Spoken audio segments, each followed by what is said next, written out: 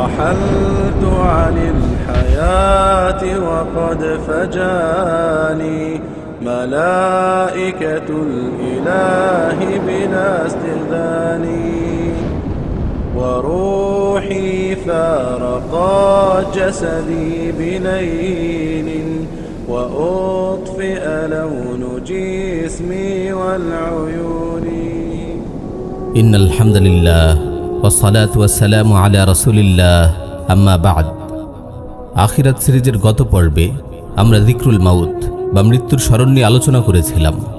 আজ আমরা আলোচনা করব সাকারাতুল মাউত বা মৃত্যু যন্ত্রণা নিয়ে। মৃত্যু বড়ই কঠিন, মৃত্যু যন্ত্রণা বড়ই ভয়াবহ। এর তীব্রতা ও ভয়াবহতা সেই উপলব্ধি করতে পারে যে মৃত্যুর মুখোমুখি হয়। সাহিহুল বুখারীতে এসেছে, উম্মুল মুমিনিন আয়েশা সিদ্দিকা রাদিয়াল্লাহু আনহা বর্ণনা করেন, প্রিয় নবী সাল্লাল্লাহু আলাইহি ওয়াসাল্লামের ইন্তেকালের সময় তার সামনে একটি পানির পেয়ালা রাখা ছিল। রাসূল সাল্লাল্লাহু আলাইহি ওয়াসাল্লাম সেই পানিতে হাত ভিজিয়ে বারবার চেহারা মোবারক মুছছিলেন আর বলছিলেন, লা ইলাহা ইল্লাল্লাহ ইন্না লিল মাউতি সাকারাত, লা ইলাহা ইল্লাল্লাহ, নিশ্চয়ই মৃত্যুর যন্ত্রণা আছে। ফাতিমা রাদিয়াল্লাহু আনহা প্রিয়তম বাবার এই কষ্ট সহ্য করতে না পেরে বারবার বলছিলেন, হায় আমার পিতার কষ্ট, হায় আমার পিতার কষ্ট। তখন রাসূল সাল্লাল্লাহু আলাইহি ওয়াসাল্লাম বলেন, আজকের পর তোমার পিতার আর কোনো কষ্ট নেই। প্রিয় ভাই ও বোন, কখনো নিজের মৃত্যুর কথা, মৃত্যু যন্ত্রণার কথা ভেবেছেন? ইয়া আল্লাহ, আপনি আমাদের মৃত্যু যন্ত্রণা আসান করুন। ইমাম গাজালি রাহিমাহুল্লাহ বলেন, মৃত্যু যন্ত্রণার বাস্তবতা কেবল সেই উপলব্ধি করতে পারে যে মৃত্যুর স্বাদ গ্রহণ করেছে। যে মৃত্যুর স্বাদ গ্রহণ করেনি সে মৃত্যু যন্ত্রণা উপলব্ধি করার চেষ্টা করতে পারে দুটি উপায়ে। প্রথম উপায় হলো সে জীবনে যেই কষ্ট অনুভব করেছে তার সঙ্গে তুলনা করে। দ্বিতীয় উপায় হলো মৃত্যু যন্ত্রণা কাতর লোকের অবস্থা দেখে। যদি প্রথম উপায়ে সে মৃত্যু যন্ত্রণা উপলব্ধি করতে চায় তাহলে এইভাবে চিন্তা করবে, শরীরের যে অঙ্গগুলোতে রূহ নেই সেগুলোতে মানুষ ব্যথা পায় না, রূহ থাকা অঙ্গগুলোতেই কেবল ব্যথা অনুভূত হয়। এতে বোঝা যায় ব্যথাটা মূলত রূহই পায়। যখনই কোনো অঙ্গে আঘাত লাগে বা আগুনের আঁচ লাগে তখন তার প্রভাব সংশ্লিষ্ট অঙ্গে ছড়িয়ে থাকা রূহে গিয়ে পড়ে, আর যতটুকু প্রভাব রূহে পড়ে ততটুকুই সে ব্যথা পায়। মানুষের শরীর তো মাংস, রক্ত, হাড় সহ অনেকগুলো অংশে বিভক্ত, তাই বিভিন্ন অঙ্গে ব্যথা পেলেও এর পূর্ণাঙ্গ প্রভাব রূহের উপর পড়ে না। এখন যদি সরাসরি ব্যথাটা রূহকেই দেয়া হয়, মাঝখানে কোনো অঙ্গ প্রত্যঙ্গের মাধ্যম না থাকে, তাহলে এই যন্ত্রণা কতটা ভয়াবহ হবে। মৃত্যু হলো এমন এক যন্ত্রণাদায়ক প্রক্রিয়া যেটি সরাসরি রূহের উপর আপতিত হয়, ফলে তা শরীরের সবগুলো অংশকে পরিব্যাপ্ত করে। কেননা রূহ শরীরের কোষে কোষে ছড়িয়ে আছে, সুতরাং সমগ্র শরীরের সবগুলো কোষে একই সঙ্গে একই মাত্রায় এই যন্ত্রণা অনুভূত হবে। কারো শরীরে যদি কাটা ফুটে তাহলে শরীরের যে জায়গায় ফুটেছে কেবল সেই জায়গায় ছড়িয়ে থাকা রূহই ব্যথা পায়। আবার আগুনে পুড়লে অনেক বেশি ব্যথা হয়, কারণ তখন পুরো শরীরকেই আগুন বেষ্টন করে নেয়, ফলে শরীরের সর্বত্র ছড়িয়ে থাকা সবগুলো জায়গার সাথে সংশ্লিষ্ট রূহই ব্যথা পায়। কিন্তু কাউকে যখন ছুরি দিয়ে আঘাত করা হয় তখন কেবল শরীরের যে অংশে ছুরির ফলা বিদ্ধ হয় সে অংশে ছড়িয়ে থাকা রূহই ব্যথা পায়। তাই ছুরির আঘাতের কষ্ট আগুনে জ্বলার চেয়ে কম হয়। কিন্তু মৃত্যু যন্ত্রণা স্বয়ং রূহের উপরে আপতিত হয়, তাই একই সঙ্গে পুরো দেহের প্রতিটি কোষেই একই মাত্রায় যন্ত্রণার বিস্ফোরণ ঘটে। পুরো শরীরের প্রতিটি শিরা থেকে, মাংসের প্রতিটি অণু থেকে, প্রতিটি কেশের গোড়া থেকে, প্রতিটি অঙ্গ থেকে, প্রতিটি জোড়া থেকে, মাথার তালু থেকে নিয়ে পায়ের তালু পর্যন্ত পুরো দেহ থেকে একই সঙ্গে রূহকে কবজ করা হবে। সেই মারাত্মক ভয়াবহ কষ্ট, ব্যথা ও যন্ত্রণার সম্মিলিত বিস্ফোরণের উপলব্ধি কেমন হবে তা কল্পনা করা কিভাবে সম্ভব? ছুরির ঘা খেয়ে মানুষ চিৎকার করে সাহায্য চায়, কারণ তার অন্তর জিহ্বায় তখন শক্তি থাকে। কিন্তু মাত্রাতিরিক্ত যন্ত্রণায় মুমূর্ষ ব্যক্তির আওয়াজ করার শক্তিও শেষ হয়ে যায়, কেননা মৃত্যু যন্ত্রণা একই সঙ্গে পুরো দেহকেই প্রকম্পিত করে। তখন জ্ঞান বুদ্ধি নির্জীব হয়ে পড়ে, জিহ্বা আড়ষ্ট হয়ে যায়, অঙ্গ প্রত্যঙ্গ নেতিয়ে পড়ে। মৃত্যু যন্ত্রণা কাতর অসহায় মানুষ চাইবে গলা ফাটিয়ে চিৎকার করতে, একটু হাত পা ছুটতে, কিন্তু সে তা করার শক্তি পাবে না, কারণ গলা ও হাত পা তখন যন্ত্রণাদগ্ধ। রূহ কবজ করার সময় যদি মাইয়িতের অল্প শক্তি থাকে, তবে তার বুক ও গলায় গড়গড় শব্দ পাওয়া যায়। তার শরীরের রং পরিবর্তন হয়ে যায়, অনেকটা ধূসর হয়ে যায়।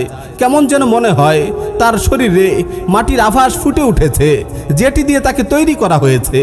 তার দেহের ভেতরে বাইরে সর্বত্র একই সঙ্গে যন্ত্রণা শুরু হয় বলে সর্বত্র একই সঙ্গে ব্যথা অনুভূত হতে থাকে। এমনকি তার চোখের মণি দুটো কোটর ছেড়ে বেরিয়ে আসার উপক্রম করে, তার জিহ্বা ভিতরের দিকে সংকুচিত হয়ে পড়ে, তার কান দুটো উপরের দিকে উঠে যায়, আঙুলের ডগাগুলো সবুজ বর্ণ ধারণ করে।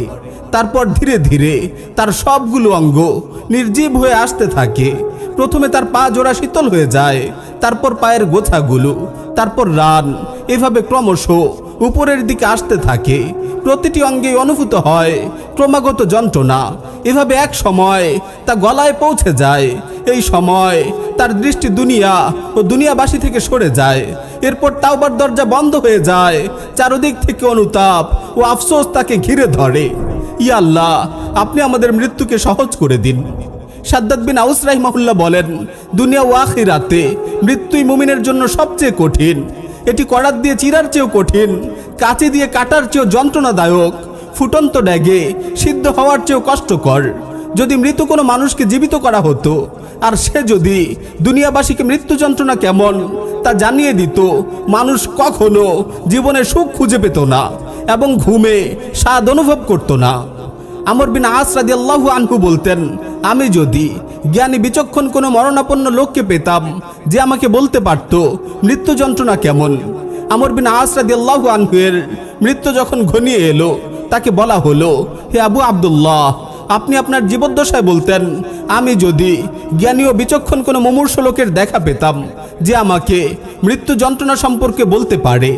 এখন আপনি নিজেই সেই জ্ঞানী ও বিচক্ষণ লোক যার সামনে মৃত্যু এসে দাঁড়িয়েছে। আপনি আমাদের বলুন মৃত্যু কেমন।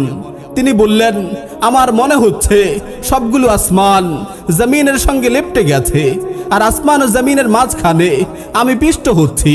আমার নিঃশ্বাস যেন বের হচ্ছে সুয়ের ছিদ্র দিয়ে, আর মাথার খুলি থেকে পায়ের তালু পর্যন্ত যেন কাঁটাদার বৃক্ষ শাখা দিয়ে জর্জরিত করা হচ্ছে। ইয়া আল্লাহ, আপনি আমাদের মৃত্যু যন্ত্রণা সহজ করে দিন। হযরত ওমর রাদিয়াল্লাহু আনহু কাবে আহবার থেকে জিজ্ঞেস করেন, আমাকে মৃত্যু সম্পর্কে বলো। তিনি বললেন, অবশ্যই বলবো হে আমিরুল মুমিনিন। মৃত্যু যেন কারো পেটে অগণিত কাঁটাযুক্ত একটি গাছের ডাল, যার প্রতিটি কাঁটা এক একটি শিরায় বিদ্ধ হয়ে আছে, আর একজন শক্তিশালী লোক সেই ডালটিকে সজোরে টেনে বের করছে। ফলে যা বের হওয়ার তা বের হয়ে যাচ্ছে এবং যা থাকার তা থেকে যাচ্ছে। ইন্না লিল্লাহি ওয়া ইন্না ইলাইহি রাজিউন। ইয়া আল্লাহ, আপনি এই কঠিন মৃত্যু যন্ত্রণা থেকে আমাদের হেফাজত করুন। প্রিয় ভাই ও বোন, আলিমগণ বিভিন্ন উদাহরণ টেনে বোঝানোর চেষ্টা করেছেন মৃত্যু যন্ত্রণা কতটা ভয়াবহ। আসলে মৃত্যু যন্ত্রণা কতটা কঠিন, কতটা কষ্টের, তা কেবল সেই উপলব্ধি করতে পারে যে মৃত্যুর মুখোমুখি হয়েছে। আমাদের উচিত বেশি বেশি আল্লাহর দরবারে দোয়া করা, আল্লাহ যেন আমাদের মৃত্যু যন্ত্রণা আসান করে দেন। সাইয়্যিদুনা আলী রাদিয়াল্লাহু আনহু লোকদের জিহাদের জন্য উদ্বুদ্ধ করতেন। তিনি বলতেন, যদি তোমরা আল্লাহর রাস্তায় নিহত না হও, তবুও তোমরা একদিন মরবে।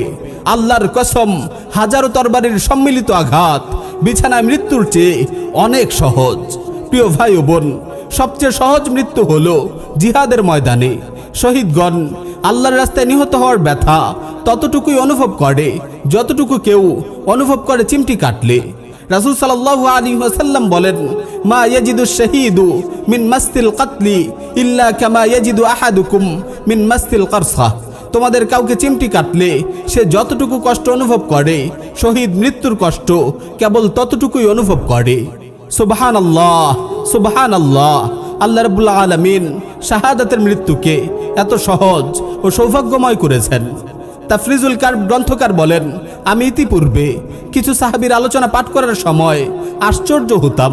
তাদের কারো কারো শরীরে ৮০-র ঊর্ধ্বে বর্ষা বা তরবারির আঘাত পাওয়া যায়। আমরা তো সামান্য সুয়ের খোঁচাতেই কাতর হয়ে পড়ি। কিভাবে তারা এমন প্রচণ্ড যন্ত্রণা সহ্য করেন? এই হাদিসটি পড়ার পর আমার বিস্ময় দূর হয়। সুমহান সেই সত্তা যিনি ইব্রাহিম আলাইহিস সালামের জন্য আগুনকে শীতল ও নিরাপদ করে দিয়েছিলেন। পরিশেষে আল্লাহ রাব্বুল আলামিনের কাছে করজোড়ে মিনতি করছি, তিনি যেন দিন কায়েমের জিহাদে শরীক হওয়ার তৌফিক দেন এবং আমাদেরকে শাহাদাতের সৌভাগ্যময় মৃত্যু দান করেন।